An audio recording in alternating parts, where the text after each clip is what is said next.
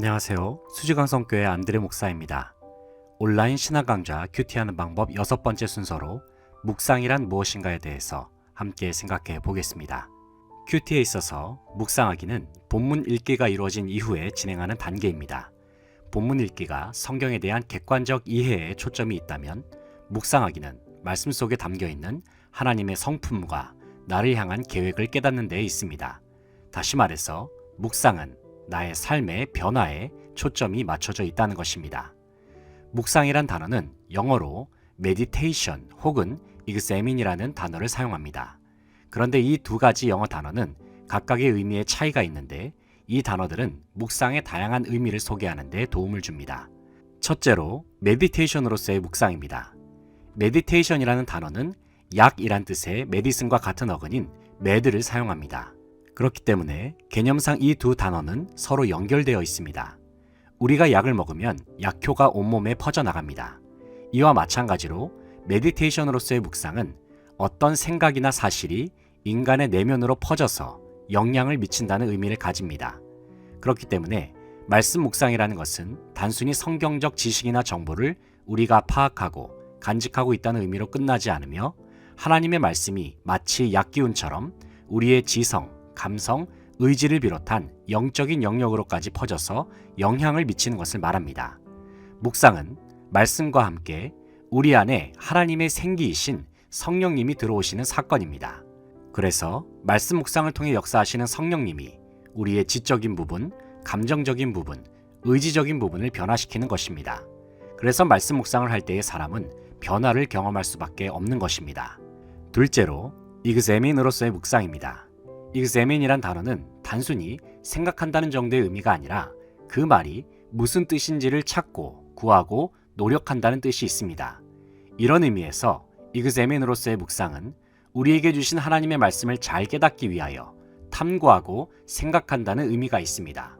우리가 말씀을 잘 탐구하기 위해서는 왜 그런가, 무슨 뜻인가와 같은 질문을 던져야 합니다. 말씀을 묵상하면서 계속 위와 같은 질문을 던지다 보면 깨달음이 오는 순간이 있는데 바로 그때가 examine으로서의 묵상이 이루어지는 순간이라고 할 수 있습니다.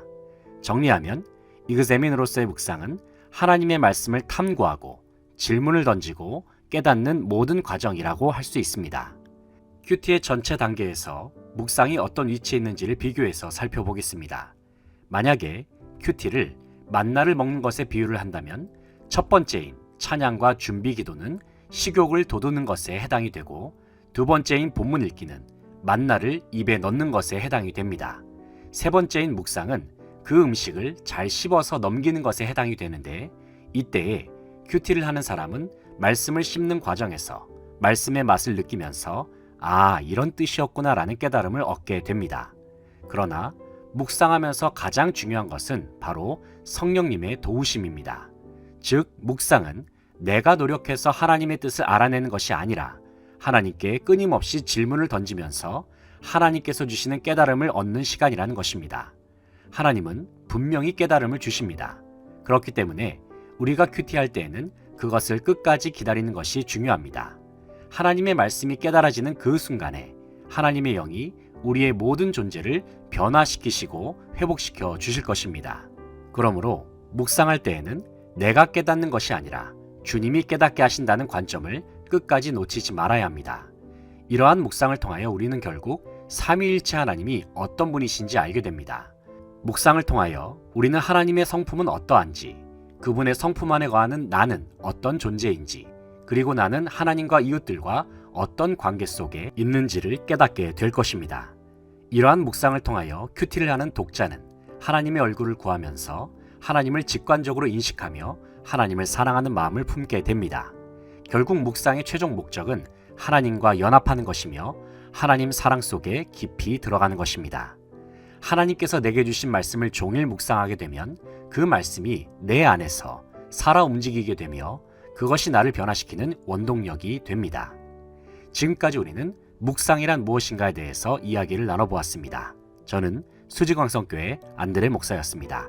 다음 시간에 찾아뵙겠습니다. 감사합니다.